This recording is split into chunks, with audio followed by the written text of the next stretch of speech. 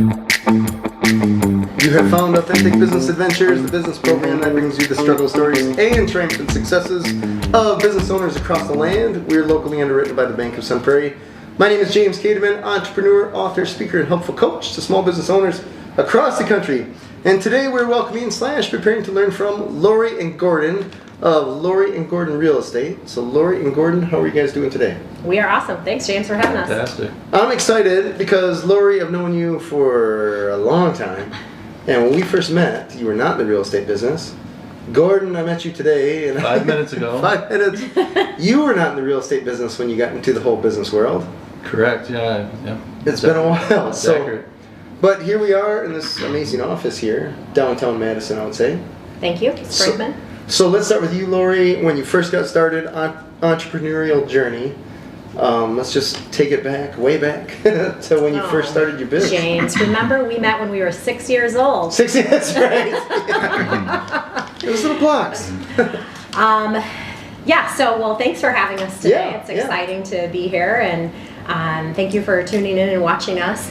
Gordon and I have been working together for the last almost 4 years. But our goal is to share with you a little bit about the journey of what we did kind of prior to meeting each other, and then what we've done over the last few years. It's been interesting, lots of different curveballs and COVID and all the random things that get thrown at business owners. Real estate in the past 4 years, I can imagine, was super feast or super famine. Yes, it has been exciting is the word. Sure. Nice. Exciting, yeah.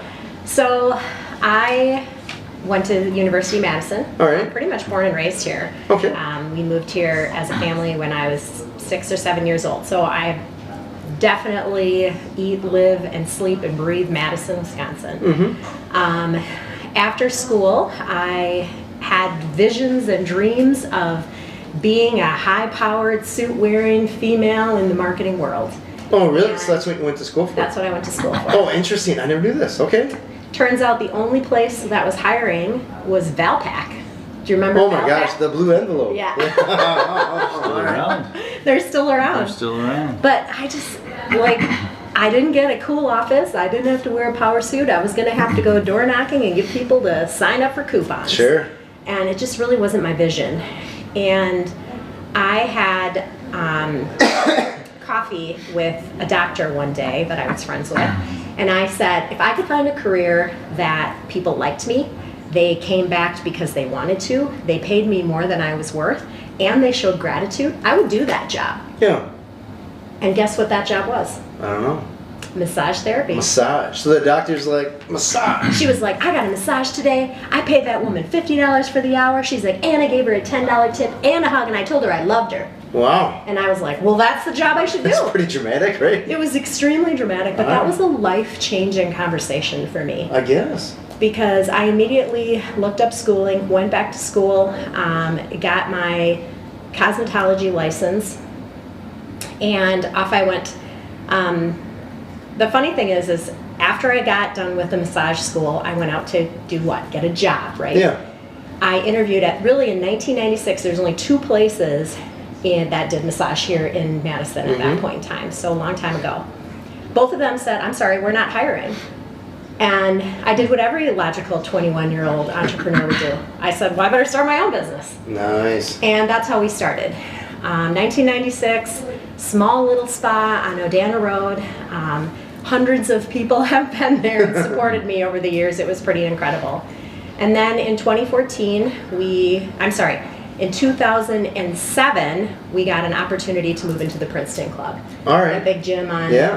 Huge place. Huge place. That was a really awesome opportunity for me. And we took the dive. Hundreds of thousands of dollars of remodeling, building the suite, 27 employees, Holy full cow. on spa.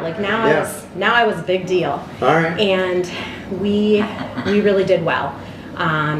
In 2014, I was walking down the hallway. I had literally worked every single weekend of my life. We were open 7 days a week. I had 27 employees. At this time, my now husband was working with me. There was a lot going on there. Yeah. And one of the team members said to me, Lori, you're not happy anymore. Oh, one of your employees said that. Oh, wow. Was she right? She was right. Oh, I think I just had a resting. oh you, You you know. had the face. I had the face. I just was walking around angry. All right. And I came home that day and I decided to take a drastic change in my life. I put my business for sale on Craigslist. On Craigslist. I just was like, spot for sale. Here's how much you can make. Take it. So this is, just to reiterate here, because I've seen businesses for sale on Craigslist, but it's usually like, hey, I got a dump truck and me. It's got a flat tire, it's for sale kind of thing. You don't see businesses that are actually making money with multiple employees, 27 employees in a huge club. Like, you don't see that. Right. It'd be cool if you did. Well, you did for a day. All right. You could have seen it, James. All right. It could have been yours. Yeah. And Dodge the bullet. somebody reached out. It turned out that they were our buyer. Within a day. Mm-hmm. And Within a day? That's amazing. so you know my husband Nick, he was Yeah. like, this is a scam board. Like, don't respond to these people. Craigslist is full of scammers. Yeah, the first week when you put anything on Craigslist or wherever, Nothing. you're just expecting the jump, right? Mhm. All the tire kickers. And it worked out. It did take a year. All It right. was not just a poof, here's a check and move on. And there was a lot of drama along the way. All right. However, it did finally sell in 2014. It was the hardest and the best day of my life. Like, it was super emotional to say goodbye to all those clients that I had built relationships with, to all of the team that had been with me, some of them 8 or 10 years. And my identity, everybody in Madison was like, well, that's Lori from the Oasis Day Spa. Right.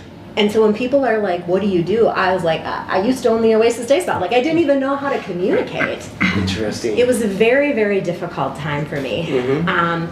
But I was ready. And I also thought I was retired. I thought for sure I made enough money here to live on for the rest of my life. Yeah. We took a year off, went to Mexico for a month, and I volunteered and I worked out, and I just thoroughly enjoyed my downtime. I hadn't had a Saturday off in probably 7 years. Wow. So it was something that I really needed to do for myself. So I imagine that comes to the point where you're like, okay, I got this time, and you don't even know what to do. Right. Like, I've never planned for this. I don't even know. What do people do on Saturdays? I know. So like there were some Saturdays I literally just sat in front of the TV because I could. All right. And it was not something I had done. Like we talked about, I mean, that was the hardest job I've ever done. Not only physically giving massages 4 to 6 hours a day, but herding cats of employees. Yeah. And I said we had 27 employees. If every single one of them had one bad day a month, I was dealing with crap every single day. Oh, yeah, it never stops. It never Never stops. stops. I'd love to have employees that only had one bad day a month. Exactly. So, needless to say, it was much deserved. Some things happened financially that we needed to make some extra money. All right. You guys both know me well enough to know that I'm a hustler. And I Yeah. just really felt like there's got to be a way. I don't want to go get a job. Right. You know, I Can had you imagine never, working for a boss? I had never had an employer. I mean, yeah, I waited tables back in the day, but I do think I'm sort of unemployable. Right. And Agreed. so I took advantage of the shared economy. We rented out a room in our place on Airbnb. We started driving for Uber. I started dog sitting. I Oh, would wow. go to people's houses and take care of their dogs while they were on vacation. All right. And we started making extra money. And it was Nice. enough money to travel and a little beer money and some fun and shopping and like all the things that were important to me. Yeah. But I knew it wasn't going to get me to where my goals would Sure, be. next level. So that brings me to the now. And in 2016, I used some of my money to purchase an apartment building. All right. So I made a, bit Sure. money off of 4-plex, the 8-plex? Oasis. How big of a... 90 units. 90, Like, 90. Go big or go home, James. Okay, well, I guess. What year is this? 2016. 2016. Okay, so I'm trying to remember where real estate market was in 2016. It had recovered. Okay, Yep. so prices were high. No, they were Or, better than 2008. Okay. Well, they were back. Remember when 6 was up here? You were kind of there, maybe a little bit plus. gotcha. And Yeah. interest rates weren't They were probably close to where they are now. Yeah. Yeah. Okay. Like 6-ish? yeah. Yep, I think our first property that we bought, our interest rate was like 5.75 or something. All So right. it was pretty much right where it is right now. Nice. And myself and a couple other partners, we bought a 90-unit building All right. on Raymond Road. And On Raymond. Okay. yeah. All right. And so that was a really big change. Ironically, a couple months later, the owners that had sold us the property on Raymond Road came to us, and they had another one down the street. All right. And they were like, "Are you guys interested in buying this one as well?" Well, that was 100 units. Oh wow. So I wasn't working at this point in time, and one of my partners said, "Lori, would you consider property managing this property for us?" I was just going to ask you who's doing the managing. Okay. Me. It's 90 units. Hi. All right. So I said, "Nick, we're selling our condo and we're moving to an apartment, and we're You're gonna gonna be on site. buy this building. We're gonna manage it." And he was like, "Oh dear Lord, what are we doing?" But he's always been on board for my big audacious ideas, and so we did it. We moved into a little 900 square foot apartment, and we sold a lot of our stuff. We sold our condo. We just really burned the ships. All right. And went all in. Part of managing that many apartments, I had to get my real estate license Oh. so that I could sign leases. Okay. And so I did that. And as all these people were moving out, I was like, well, where are you going? Well, guess where they were going? They were buying a house. Oh. Right? The logical transition, Sure. you rent and then you buy. Sure. And I was like, oh, I have my license. I should be selling these people a house. Oh. It's more money I can All right, make, sure. right? So in 2017, I started doing real estate on the residential side. I joined a company that had a really good team, provided leads. Like it was really, I really hit the ground running. Okay. But it was a freaking lot. I was Right. managing 100 and some apartments. Yeah. I was selling real estate, and it turns out I was really good at it. And in that second year, I sold like 79 houses. The In your second year? Yeah. The average Wow. realtor sells like 12 houses a year. Yeah. That's like double what the average realtor does. So I was just, Yeah. I was insane. Yeah. So- What do you attribute that to? Was it taking the tenants of your buildings and moving them to houses, or was it just You know what I attribute charm my and style? success to? Huh? That's it. All right. It is my relationships. Okay. I think the reason why I have always done really well in life is because of the relationships I have built. All right. So the relationships through the spa world, the relationships through the community, the relationships with my friends, my neighbors, my coworkers. I always say that like the good thing about working with us is people like me and people trust him. They don't like you. And that's really, I think, been the thing. I work to be a good friend. All right. I work to, pass referrals, give referrals, B&I, like giver's gain. Like that's always been my motto. And I think growing up here, a lot of networking, right? That's how we Oh my gosh, yeah. all of the things that Back when you could, right? make a difference. Back when I could, did make a difference. Right. And still to this day, that network, I was just saying last week I was at a big mastermind group, and they said, what's the best advice that you ever received? And I said, my net worth is directly attached to my network. And I really strongly believe that. Mm-hmm. That's fair. So, yeah. Well, you want to hear something funny? I just saw do. this. So, the end of 2016, I went to Keller Williams Bold. All right. It was Be an Amazing Realtor training. And we had to write down what one goal is that would propel us to success in the future. Okay. And I wrote down that I wanted a business partner. Oh. 2016, just getting started in real estate, really Yeah. had no idea what it looked like.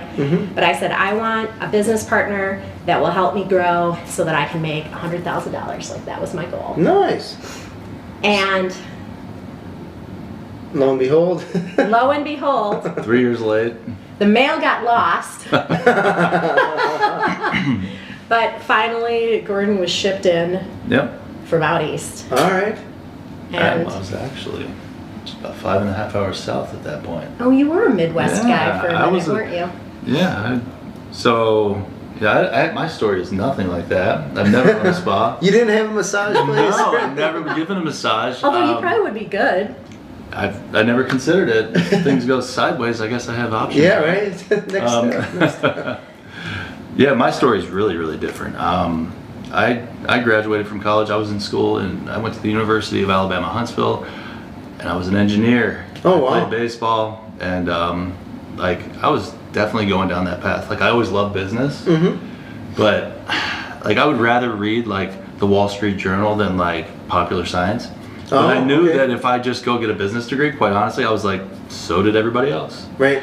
So it's a long line. Yeah, I was like, I'm just gonna be like these people. Not that there's anything wrong with it, but like I'm just gonna have to find some like little competitive advantage thing. Like I need to just get a more difficult degree that's maybe in higher demand, and maybe I can make more money when I graduate. Sure. So what my theory was, I was like, I'll get a degree in engineering that's the closest thing to business. All right. And I was like, that's a good blend. And so I got an industrial and systems engineering degree and a math minor.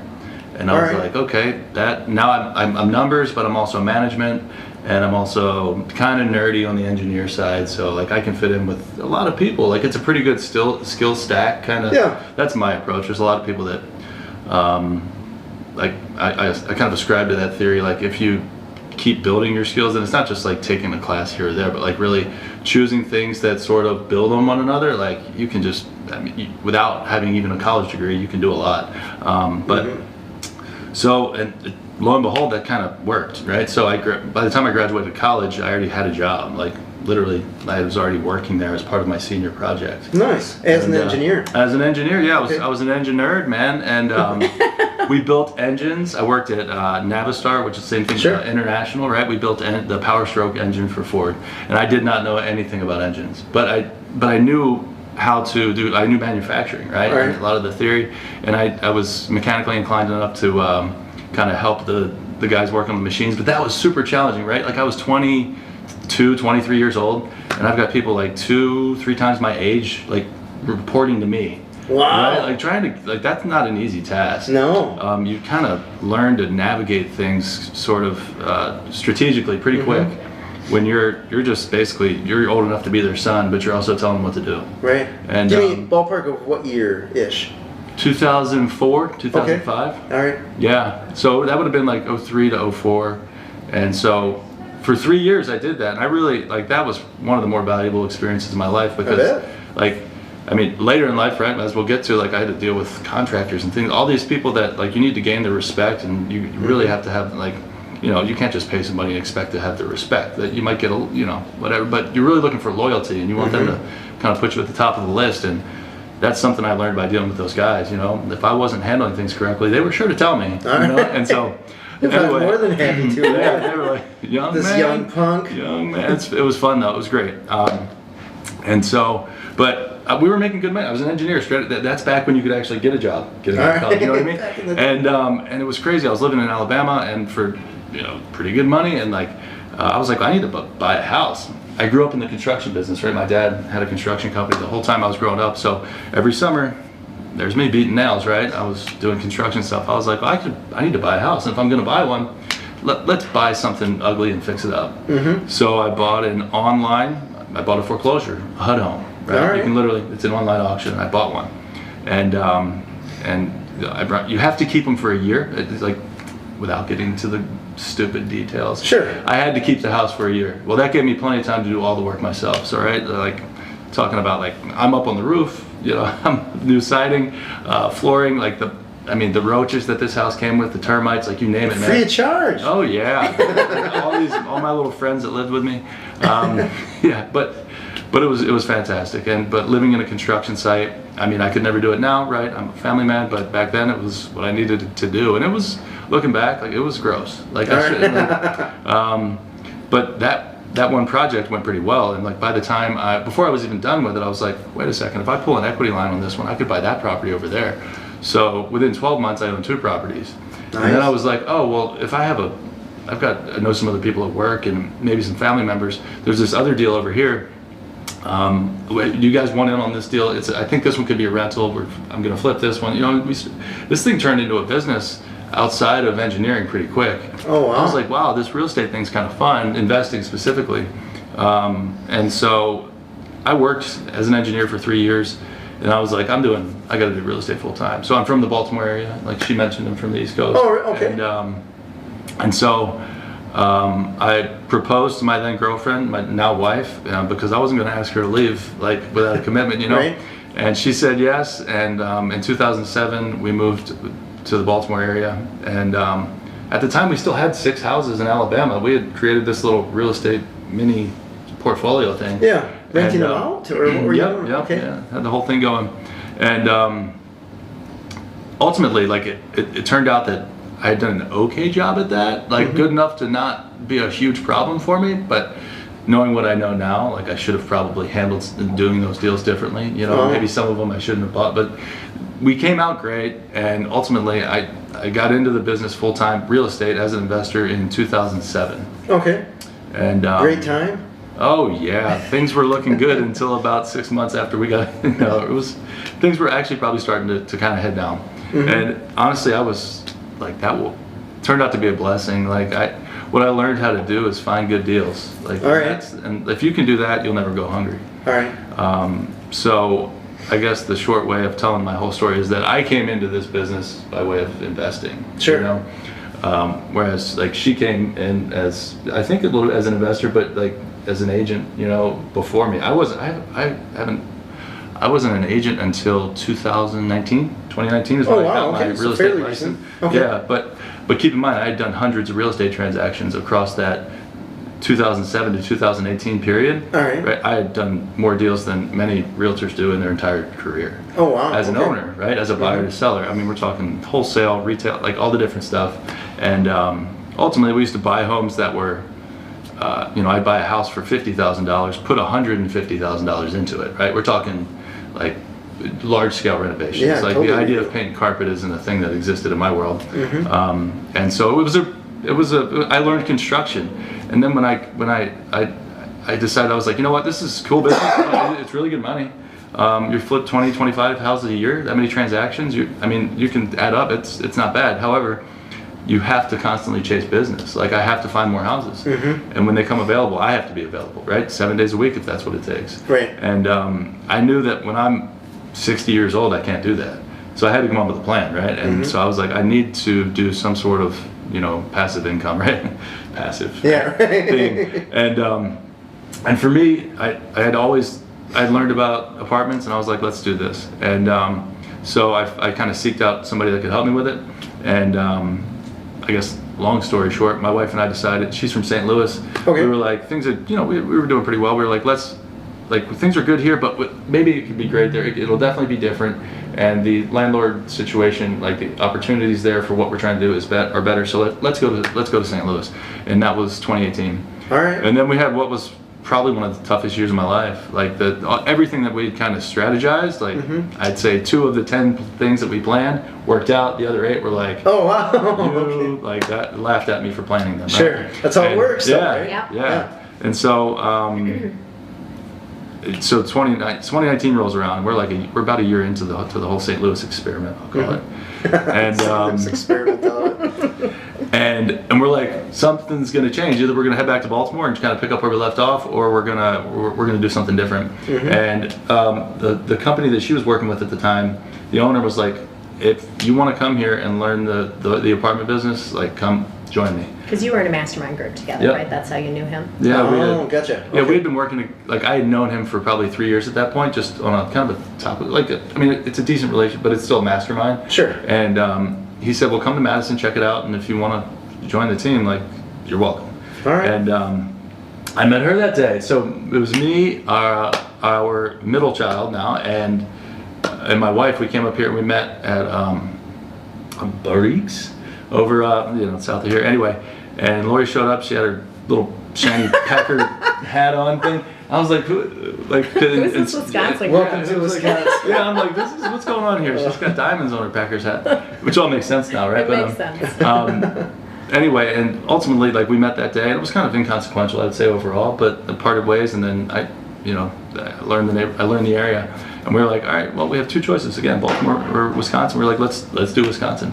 All right. And we moved up here, kind of dove into the management business, And then that was April of 2019, and then pretty quickly, you know, I connected with you, and we were like, you know, we started talking real estate.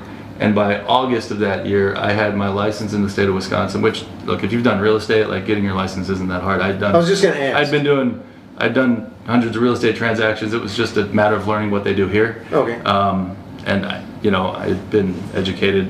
I took the real estate class in Alabama. My wife was an agent in Maryland. All right. She was an agent in Missouri. Like it's just what we do. Like I've been in real estate since I was in my 20s. You know what I mean? At this point, I've been in it for almost 20 years. Oh wow.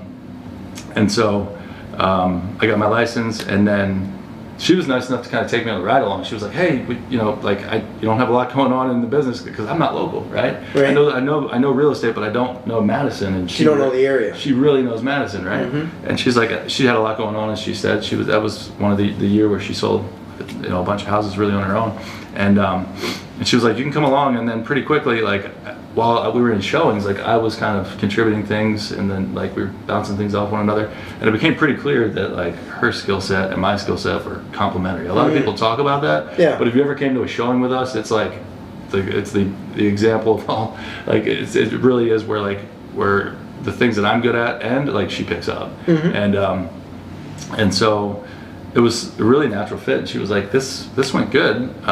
Should we do this on purpose?" And mind you, we barely knew each other. Yeah. We had been working together in the same property management company for just a couple months, but not even together. Like he and his wife were at a different property in Sun Prairie, and you know, me and Nick were at a different property in West Madison, and we saw each other once a month at a meeting. Yep. And, well, funny. And so he had said, you know, I want to make some more money. We've got 2 kids. We want to buy a house, and he was like, "I'll do some maintenance." And I was like, "Gordon, you're not going to make enough money doing maintenance. Right. You should be doing real estate." And he was like, "Well, what does that look like?" And we literally jumped in the car together for 8 hours, had a bunch of showings, the listing appointment. He helped me write an offer. He was very coachable and willing to learn, and I could tell his work ethic and mine really aligned. All right. Like we were both whatever it takes type people. And by the end of the day, he's right. We were just like, "Should we do this on purpose?" And he's like, "Well, what do you gain from this?" Oh, good question. Right? Because I've already like very well invested in Madison. I've already got a successful business going. Like, what could I gain? And there was several things that I believed to be true. Number one, I thought safety and security. I mean, look at this guy. Sure. Right. And it's a real thing to have a single female going into random houses with strangers you've never met. Oh. There's a lot of crazy things going on. So for me to have kind of a permanent security person with me, that was one thing. The second thing was his brain and his knowledge and his skill set was not something I had. I did not grow up in construction. All right. And so when you put the 2 people, I always believe better together. Like I told you, you know, surround yourself with people that are smarter and better than you, and you will elevate yourself as well. So having his knowledge, I knew would be better for our clients. All right. And also the leverage of time. Huge one. Remember, I had told you I hadn't had a Saturday off in 5 years. Now I went back to work, and I literally was working 7 days a week again. And it's like I knew, natural. It was just like, just keep working. Yeah. But I knew the only way that I would be able to travel or go on vacation is if I had a partner that could be here when I was gone, and vice versa. I could do that for him and them. And so really after one ride along, we kind of made a commitment to each other to start working together. And that was the end of 2019. We finished off the year strong. And then 2020 happened. What happened there? I mean, there's this little thing called COVID that crept into the world, and a pandemic. And so we had to immediately pivot, and that's like the best thing about us, I believe, is that both of us always find or create a way. We are going to make it work. The hustler. Yeah. And so here we are, putting on our booties, putting on our gloves, Videos. putting on our masks, doing video tours for showings, wow. clients. Is that what they were doing? That's what we were doing. We sold homes to people that never saw the house. A lot of them. I don't know if we sold. It was at least 10 that year. Yeah. To So you're people taking video walks. Oh yeah, like they could the military folks that weren't allowed to leave the base, but they had to Buy a move. house. And yeah, Holy I mean cow. these folks they were like Doctors yep, coming here to help at the hospitals. but they weren't allowed to travel because they had been exposed. All these different Yeah. reasons. Sure.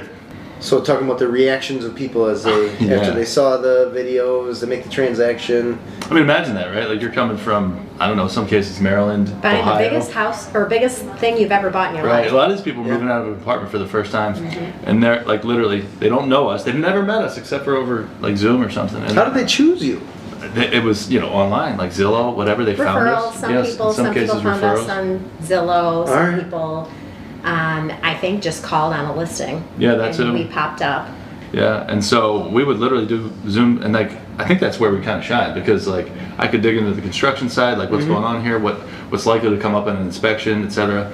And you could talk more about local market, how's this, what's nearby, walkability, Neighborhoods. stuff like that. Yeah, and it all just, I mean, it seemed to be just the perfect kind of like amount of information they needed to make a good decision. Sure. And so ultimately, yeah, every time they'd come though, like we'd meet them for the first time, and then they would walk into their house, and like we were just like, like waiting, like see, like, He's like it. and He's then like like if they smiled, it was just like this, this sigh of relief, All right. because you had been giving these people what you believed to be great advice, and but ultimately, they had to feel it, Right. and it never failed us, right? Yeah. Like ultimately, everybody, as far as we know, was very happy. So that was an interesting time. It I was. bet. It was good. It was exciting, but it was indicative of our style. And keep working. A lot of people were shutting down.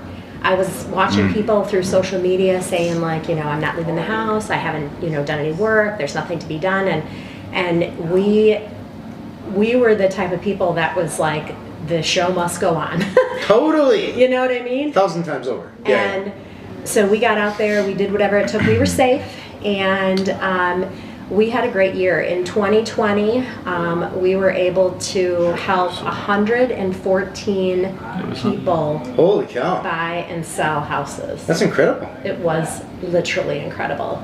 We were one of the, if we count us as a one in like a unit, we were one of the top 3 realtors in Wisconsin. Wow. For sales and volume. So were other it's a real big estate deal. agents just calling it quits, or Well, I they're think- putting everything on hold, or was think it a little you're bit of talking both. about community-wide? No, I mean, I think some of that happened. Some people were, nobody knew the truth about anything that was happening, right? Everybody's Right. trying to get the best information, but like, Right. We're all trying to figure it out. it's like fog of war, Yeah. right? Like you don't really know what's happening. Even if people are trying to be super honest with you, like you're just like, oh, should I do this or not? Is it going to hurt me? And like they didn't know if like by going to their client's house they would hurt them, right? Right. Like nope. And so I think some folks were just trying to be uber cautious. They weren't in the position to be as motivated, maybe. Right. I think there's probably a number of things. I think some people thought that real estate was going to kind of tank, and that they might want to kind of just hunker down and conserve their capital and maybe do something. All else. right. Like they there's thought another 2008 was going to happen or something. yeah, for sure. And look, I mean, I can understand why. Like, if anybody came to you and said, look, we're going to have this thing, it's going to be called the pandemic, the whole world's going to shut down for a while, but by the way, real estate's going to be awesome, would you have been like, I would have been like, that doesn't make sense, come on. They tell you like the Yeah. Wisconsin bars are shutting down. Yeah. And real estate's still going to be awesome. Yes. Like, no, don't see it I happening. don't see Exactly. it happening. No. And- There was a minute, remember, when we were, we didn't even know if we were going to be considered essential. Yeah. Oh, that's right. So I mean, the essential thing. we had.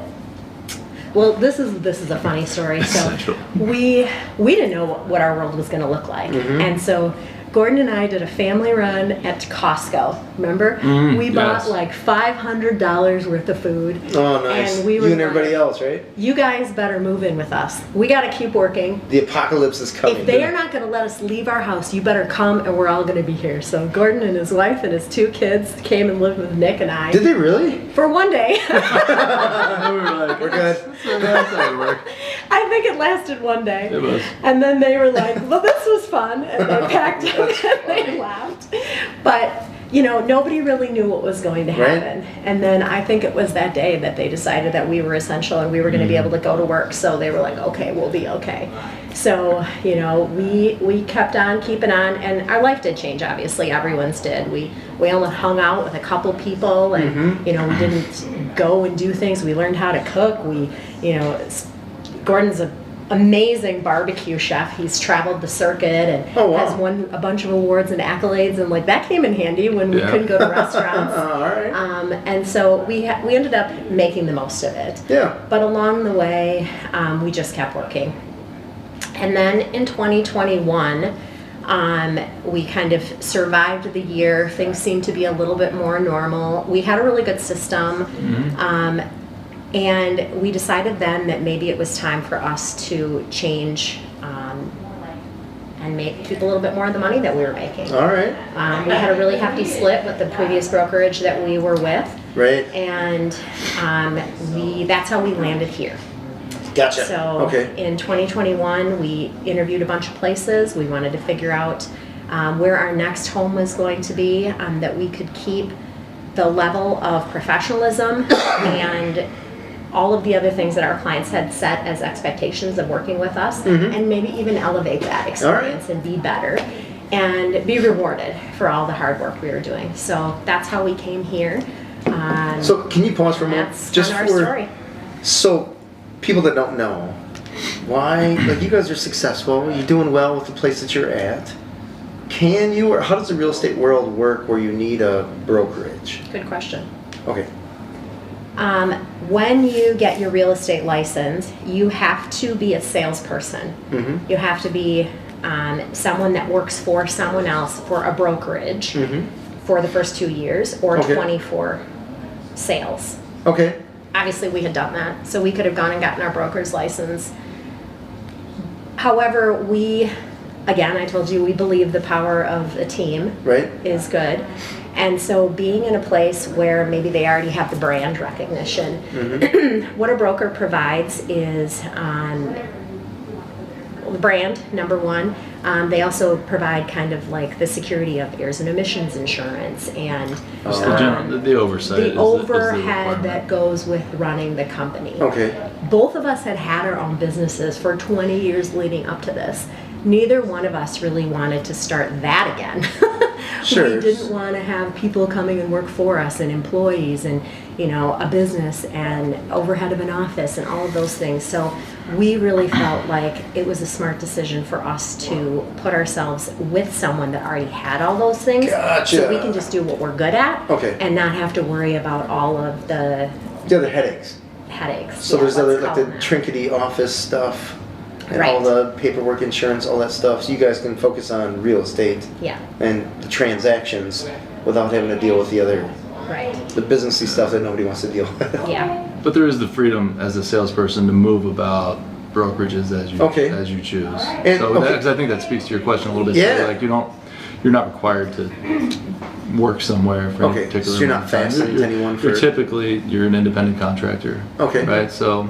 I think you have to be, right? Yeah, as a real estate agent. Yeah. Correct me if I'm wrong. You can be, you can be licensed, and but if you're going to be out there doing the business that we're doing, yes. So, as contractors, we have a loyalty to where we're with, but at the same time, at that time it was, you couldn't help but look at the money and say, but we could have kept more of it. Sure. But know this too, we're also the type of people that. We made a proposal where we were. We didn't just say, "Look, we're gone. Thanks, we're out." We gave them the opportunity to match or beat what we were offered elsewhere, and that didn't happen. So we are where we are now. But I think in the end, it's no question from our perspective, it was a better fit. It was meant to be. Besides the financial aspect, I mentioned there's also a culture or a character of a brokerage. I don't know very well, but I know there's dozens, if not maybe hundreds of brokerages. And even just from just seeing, you can see this is how I would describe them versus how I would describe them. So is this a better fit? None of them. There's not another one in Madison that has this. None of them have a turret. This is pretty money looking office. Like you're sitting, they just don't have it, right? but this is the office is sort of what you see, but everything else is the same. All right. Like all the systems, the parts that you don't see are there too. You know All what I right. mean? Like it's. I mean, it would be hard for you having not even been a client. You know what I mean? But like, I mean, the way we do things, like this is just kind of emblematic of the whole process and what you get when you deal with us. Gotcha. The thing that we liked about coming here is this is a local brokerage. Right. I was just going to ask you about that. This isn't a chain. This isn't a national. You know, it's not corporate. They can make decisions in-house. We get to be a part of something local. That was important to me. And Sprinkman has a higher echelon. They're known for their luxury homes, their lake living, their better experience than some of the other brokerages. And if we're going to make a change, we wanted it to be with one of the best. All right. Nice. Smart move. Smart move. So the other brokers, or the other, I'm sorry, real estate agents, are they cool? Yeah, cool. The thing that we have learned over the course of our life is we don't like a lot of drama. The only drama I want is on The Bachelorette on TV. Oh, funny. I don't want it in my life. Shut it off when you're done. Right. Move on with your life. Right. And that's one thing that I think we really appreciated about being here is there's a good amount of people here, but everyone kind of keeps to their business. Everyone is nice, everyone is professional, but we're not intermingling and we're not gossiping and we're not creating problems for our coworkers. Nice. And for me, the older I get, that's just super important. I want to be able to, go and do what I need to do and not have to worry about the little chitter chatter in the background. I bet, especially, I'm just laughing because I have employees too. And sometimes you're just like, ugh, this shouldn't be a problem, but it's a problem. And I can imagine in the spa world, that had to be 20 times what I deal with. Oh my good God. I can only imagine. Just like I've had enough drama for 10 lives, I don't need any more. I mean, everyone has seen the TV shows of the little salons, right? And everybody's talking about everyone else and talking about their clients and gossip and gossip and gossip. And you kind of buy into that when you're around it. It just it becomes like, what's the saying? Like you become the 5 people that you spend time with. So if you're around a bunch of people, like I'm very easily can get involved in that. Like, sure. Can you believe it? Oh, what did she do? What did he do? And another thing. But when I'm not around it, that's not me. All right. And so it's just better for me to be in a place where there's less of that. And I'm just much more successful when that. So yeah, 20 years, I really know what I want. That's fair. Totally fair. But if you have any dirty secrets, you can still tell me. I don't. None that I would, lame ones. So I guess as far as you talked about rental property, you had rental property before. Do you still have that in your back pocket? Oh, wow. Yeah. We've got a whole... So that's really where our life has come since 2021. Wow. So both of us bought new homes. Okay. I was able to kind of fulfill my dream of moving to the lake. Oh. And so that I could do boating and entertaining and we love where we live on Lake Kegonsa. Okay. And that has been a dream for both of us. So that's awesome. And a couple months before or a couple months after, you guys bought a house in a community that was, kids driven and good school district and good for them for neighbors and barbecue and all the awesome things. Gordon was able to travel a good bit and really get back out on the circuit, which is his passion, is barbecue, and won a bunch of awards. And we've really turned our life into the vision that we had more so. It doesn't mean we don't still work 24/7 when we have to. Right. But we've been able to focus a little bit more on the things that are important versus just always chasing a dollar. The other cool thing that we did, you share. With I mean, management. Yeah, that's what I was going to say. That's really where, and that speaks directly to your question. So, the thing is, like these businesses, when you're in real estate, especially when you come in as an investor, like I can't turn that off. Like that's really where I come from, right? So, like, how do you make all that work together? Because we have all these capabilities. I mean, we're the preferred agents of the Madison Real Estate Investors Association. We have a management company.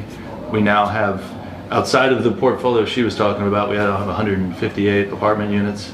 Wow. That the management company manages. Okay. That we've just bought in the last 2 years. In the last 2 years, we've got 4 full-time employees, 2 part-time employees in that company. Wow. And then we also do private money lending for people that want, usually fix and flip type deals, 6 months short-term loans to keep investors going and to help new investors as well. All right. So like we do kind of a one-stop shop. Like what we do here is part of it, but what feeds what we do here is because we do so much. We can do so many different things. Yeah. Right? And and so like that's really the vision is like these things all work together. In my mind, this is one piece. And it's a very important piece, and it's one thing that we do really, really well. Okay. But one of the things that we really are passionate about is helping people that want to buy investment property that are like, I tried the market, I tried, crypto, whatever it is, and they're like, I just, they're not experts at that. Arguably no one is at times, right? And we say, fine, like come to us with our open arms, like we will help you with real estate. Sure. And there's been so many people that we've been able to help really just kind of build their future. And that's one thing that I've always been passionate about. Like a lot of these folks, they think that like, oh, I could never get into an apartment deal, right? I could never, like she talked about like her first 90 units, whatever. She, like when she was in the spa, she probably never would have imagined that she could land there. But she did. And it's just a matter of knowing the right people, because I mean, you're getting security and returns that we're talking, you're talking like hedge fund level stuff that you can do locally. You know what I mean? And it's for the people that like those are the people we want to help. And that's one thing we're just very, I think, we focus on in addition to, retail clients. So, yeah.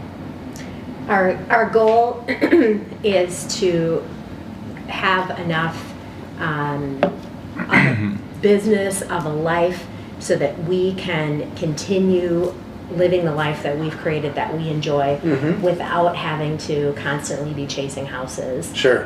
Who knows what's going to happen, right? The market right now is saying, well, this real estate might be iffy in 2023. We might be in for another recession. Sure. And, our mindset is to just put our head down and to just keep moving forward. You can't buy into the hype. You can't buy into the drama. Right. You just have to stay focused.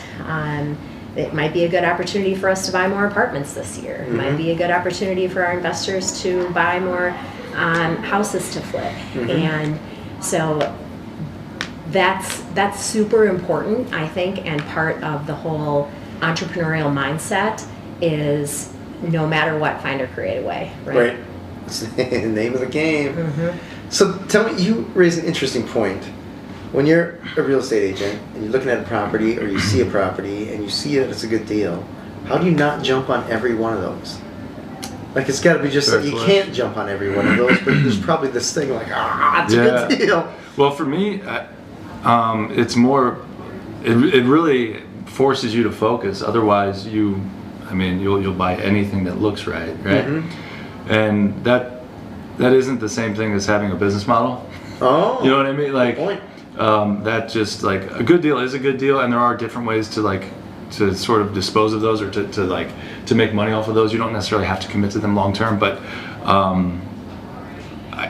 for example, I mean we had 2 opportunities brought to us, and we ended up buying one, and then in light of everything else that we had going on, we said, you know what, this one should go to someone else, and it went to one of our clients. Got it. And so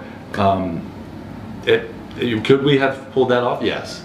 But like with everything we had going, we picked the one we liked better and then gave somebody else an amazing deal on a, and so for us, that like having a little bit of focus and sort of trying to stay within what you have going. I think it's a lot of the lessons we probably learned earlier in life as business people where we would have done that other deal that we're not, chasing shiny objects. Exactly. We're just doing what we should be doing and at a pace in which we should be doing it. All right. Which to me is I mean, that sort of slow and steady approach seems to pay dividends more than being hyper aggressive, as I was when I was younger. Sure. It does open doors, though, that we could pivot and make changes if we need to. Mm-hmm. Right? So, like, if the market did change for the residential real estate, we could do some rehab because Gordon has that as a skill set. We could, do some more property management for other people. So there are things that we could do, but we've really found that our success is staying in our lane. All right. Keep Focusing on one thing, like you said. But having all those skills makes our business more resilient. When folks are running around like, oh my God, I might not sell a house this year, I'm like, fine, I'll buy houses. I'll manage apartments. We have all these, they're in place. Adapt as needed. And sure. Yeah. Cool. Super cool. Well, I appreciate you guys being on the show. Thank you. It was fun. The last question that I have is just for someone that's interested in getting into the real estate world. There's probably some things that you learned. Is there any advice that you would have for them before they jump in head first? I think my personal advice is find a team. Align yourself with someone else that's already doing this, that is successful, that has the systems in place, that will help propel you, because everyone thinks they can just go out and sell a couple houses, but it is a big deal. There is a huge learning curve. And for myself, coming from a different industry totally and shifting to real estate, finding a good team that would help me with training and leads and all of the things real estate was pivotal in my success. All right. Very cool. Yeah, I'd say Find a good partner. Yeah. No, it's helpful, but I would say let's approach it from the investing side. Maybe because that in my opinion is also getting into real estate. I think you need to get educated, and you need to be passionate about it. You need to surround yourself with it. If you're driving, you should be listening to a podcast. If you're at home, you should be reading a book. It should feel that way to you. Otherwise, you're not going to be successful. Otherwise, you should hand your money to somebody else and let them invest it into real estate for you. Right. So surround yourself with it. Get educated. There's local programs where you can pay to learn and be literally mentored by people that are successful. Do that because it's going to pay for it. Like the hard lessons, the expensive lessons are the ones where you lose money. And you didn't have to, right? So education's expensive, right? Yeah, you're gonna get it either way, right? I mean, that's the one thing. I guess the thing I love is when when they say, if you want to be successful, just figure out the price and pay it. And that is like that. If she knows me and she knows that's what I do, whether it's barbecue, real estate, whatever it is, that's what it is. The hard part is figuring out the price. All right. Right. Fair. And so that's what I would recommend. That's cool. I love it. This has been Authentic Business Adventures, the business program that brings you the struggle stories and triumphant successes of business owners across the land. You can do us a huge favor. Subscribe, give it the big old thumbs up, and of course comment below and let us know how your real estate journey is going, or you hope that it goes, because everybody's on their ladder somewhere.